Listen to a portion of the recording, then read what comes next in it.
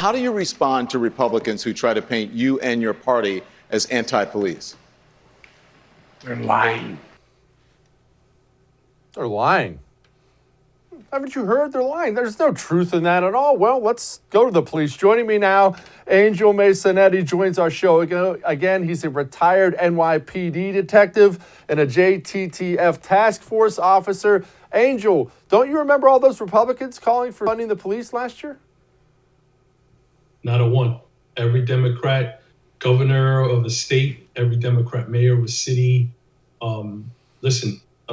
We can't pretend, right, that it's not good versus evil. This is what we're dealing with. We're dealing with good versus evil. And that should be a bipartisan issue, to be honest with you.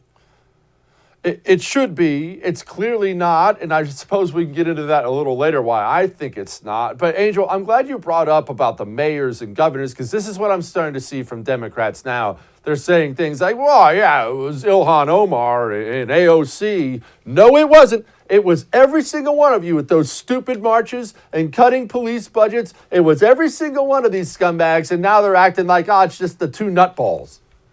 Right, yeah. DeBlasio cut the NYPD budget by $1 billion, right? You have street crime and anti-crime gone. So proactive policing is a thing of the past.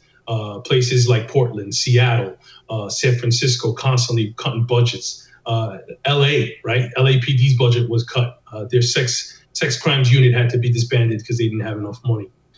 Cops are leaving these places in droves, right? Retirement is up 400% in the NYPD. It's all due to defund the police. Why? Because when you defund the police and you do it under the guise of protecting black and brown lives, guess what? You're placing black and brown lives in more danger. Can you explain in a more practical way, what does cutting a budget, $1 billion like de Blasio did, what did that do to the NYPD? Where does that money go? What can't you do now that you could do before? So recruitment is hurt, right? Recruitment efforts are hurt. Specialized training units, right? Units like the LAPD's sex crimes unit, right? You're going to get a less quality cop, right? Because now it's going to be about quantity as opposed to quality. The applicant investigations, the backgrounds that they do for the applicants, that's going to suffer. Anti-terrorism, right? New York City is the #1 target for terrorists in the country. Again, right? Budget money is taken away from that. You're going to have less training, less resources, less equipment, right? In Chicago, they're saying now that the police are outmanned. Not only are they outgunned, but they're outmanned by gang members, 10 to 1. Again, it's a complete. It's the trickle down effect, right? You take in money, cops don't want to work there. They feel unappreciated. They don't have the proper training, the proper resources, the proper backup, and they leave. And who suffers? The people of the inner city. Because these people, these politicians, they don't live in the inner city. They oversee what goes on in the inner city, but they have police bodyguards, right? We have politicians in almost every Democrat city that was called to defund the police. There was a report released that they're spending hundreds of thousands of dollars on private security or police security. Meanwhile, they're defunding the police in their cities. It's an oxymoron. Scumbags. It's ridiculous. Absolute scumbags.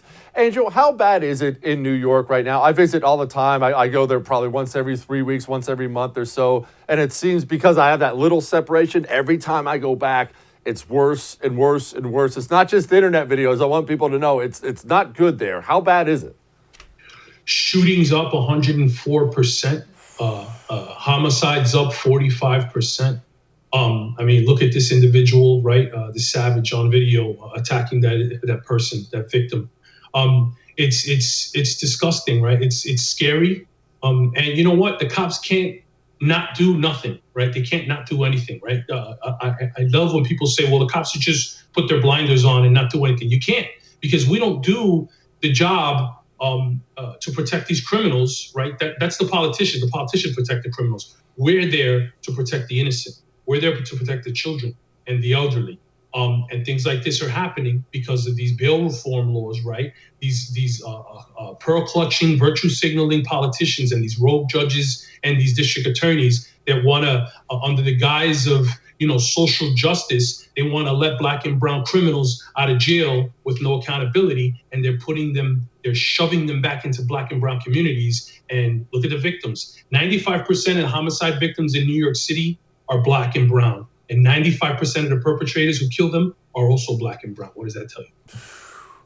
Angel, I've tried to explain this to people since you brought up bail reform, that all my cop buddies tell me the same thing. The reason cops solve so many crimes is they know who the crooks are on any given block. They can tell you who probably did a crime the second they find out what crime was committed. Oh, that was probably this guy. So the cops know exactly where the bad guys are and who the bad guys are. And these guys are now pulling their hair out because they find them, track them down, arrest them, and they're just let right back out on the street. All these crimes are happening by known crooks. Absolutely, absolutely. And then everybody cries to defund the police. When's the defund the politicians, defund the judges, defund the district attorneys, right? When is that going to happen, right? The police can only do so much. We could throw bracelets on a guy 15 times a year. If he comes out 16 times a year, there's nothing we can do about it. You can't. It's like raising a kid, right? If you give the kid no consequences and you let them do whatever the hell they want, right? They're going to end up doing whatever the hell they want. They're going to end up doing what the hell they want. And this is what is going on in every single Democrat city in this country. Okay, all these politicians and these rogue DAs and judges are just allowing these people to come and operate their criminal enterprises and commit crimes with impunity. And it's sickening. Hey, thanks so much for watching The First on YouTube. If you liked what you saw, go ahead and like and subscribe. You heard me. Like it, subscribe. You'll get a lot more of it and a lot more of me.